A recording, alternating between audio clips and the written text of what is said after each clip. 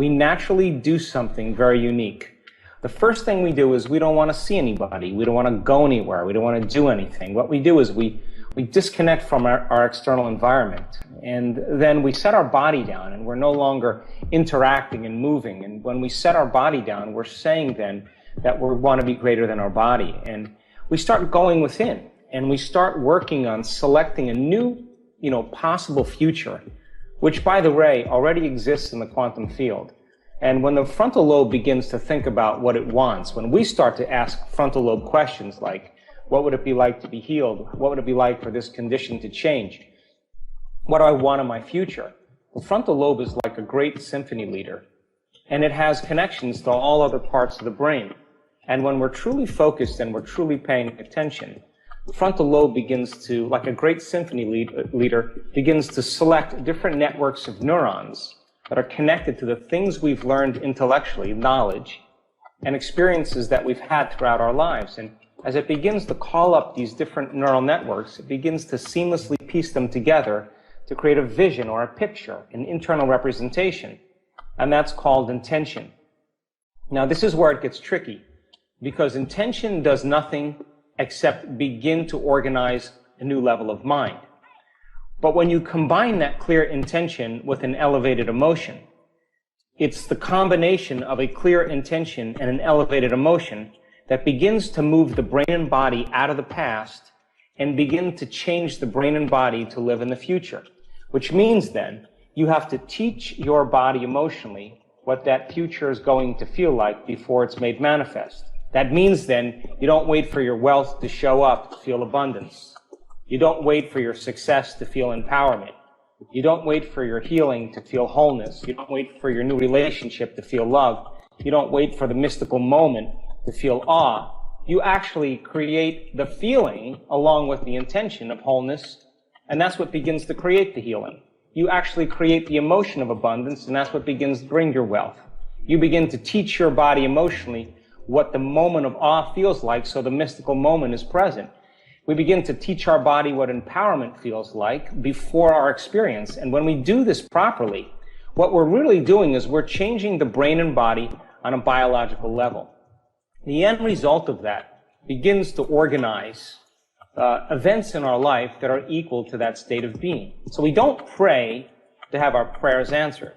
With faith, we get up as if our prayers are already answered. Your brain is organized to reflect everything you know in your life. Your brain is a record of the past. It's an artifact. We can change our brain just by thinking differently. So now the brain now is a map to the future. And if we can combine that intention with an elevated emotion, the elevated emotion then begins to select new genes in new ways so that the body begins to change, because the body is the unconscious mind, is believing it's living in that future reality in the present moment. It doesn't know the difference between a real experience that creates an emotion and an emotion that you can fabricate by thought alone. And so it is the combination of those two things then that begins to change the brain and body to look like the experience has already happened. And if the experience biologically looks like it already happens, then hang on. The event is going to find you. We will only accept, believe, and surrender to the thoughts equal to our emotional state. And we will not accept, believe, and surrender to any thoughts that aren't equal to our emotional state. So you can do all the affirmations you want, and you can say, I'm abundant, I'm healthy, I'm wealthy, I'm in love, I got a new relationship. But if you're feeling unworthy, if you're feeling lack, if you're feeling insecure, that's mind and body in opposition. So the biggest challenge, if feelings are the language of the body, if we can't think greater than how we feel, and we're feeling familiar feelings every single day, then we're literally thinking in the past. So to change then, to truly have a shift, is to think greater than how you feel. Because when you change how you feel, and you feel gratitude as an example, the emotional signature of gratitude means the event has already happened. And the longer you linger in gratitude, the more your body believes the event has already occurred. So now, it is that state of gratitude then that begins to, in a sense, the body begins to believe it's happening in the moment, because gratitude is the ultimate state of receivership. So then, when we bring those two together, then the brain and body begin to shift on a biological level. This is the fundamental point in what it takes to be a spiritual person. Because if you understand that those emotions that are connected to the stress hormones of survival, of anger and aggression and hostility and violence and pain and suffering and guilt and shame and unworthiness and fear and anxiety and hopelessness, all those emotions are all created by the hormones of stress, and those are all connected to experiences that we've already had. If you vibe with our guidance and want more of it, we created something really cool for you. The next part, we reveal it, and it's like your spiritual home base. We live in this realm called space-time, three-dimensional reality, and you move your body through space. In three-dimensional reality, it takes time. Yeah. So everything, all your goals, all your dreams, all your visions, you're going to have to get your body up and drag it through space every day to pay off that, that home that's in your future, right? Right.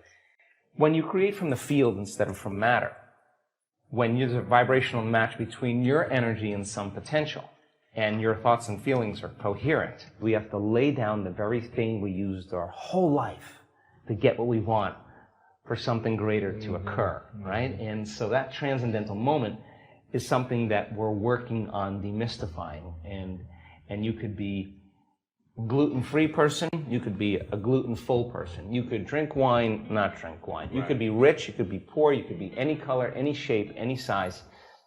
In fact, you can't tell me you're too old to do this work. You can't tell me that. We got elders in this work that we show you their brain scans and you'd be blown away. They know how to do it. You can't tell me you're too sick to do this work. We got people that have reversed stage 4 cancer numerous times. And yeah, it took a Herculean effort to do it, but they love themselves for it. You can't tell me that you're too out of shape or too overweight or too underweight. You can't. I've seen it all shapes and sizes. You can't even tell me that you had a brutal past. And people that have had very, very dismal pasts that are free, that are happy people. You can't even tell me you never meditated before. In fact, our research shows that many people have never meditated before have the most profound experiences because they're not trying to make anything happen. Yeah. They're just following the instructions, right? And they don't have a habit of doing it.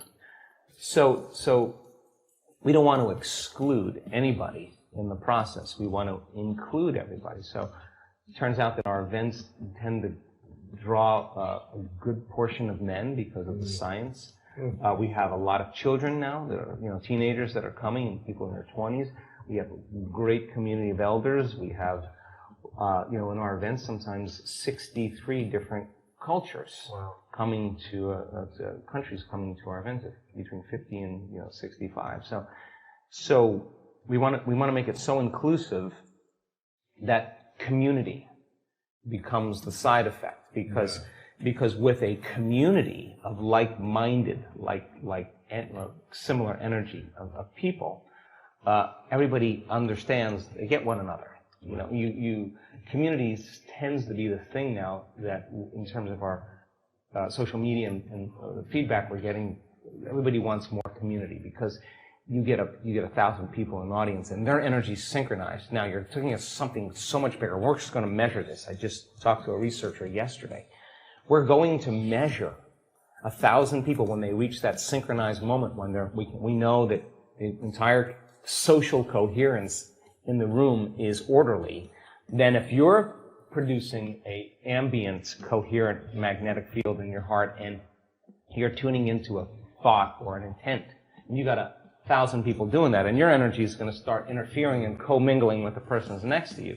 When that energy starts to synchronize, it's going to produce a bigger wave. The higher the amplitude, the higher the wave, the more energy there is. So now you have one mind and one heart. And now when it comes to healing others, and we've done the research on this now, and we're collecting the data, that we're teaching people how to administer a change in energy in the person that's laying there. Because it's not matter that emits a field. That's the wrong way to think about it. It's the field that creates matter. You change the field, you change matter. It's not your job to change the tumor.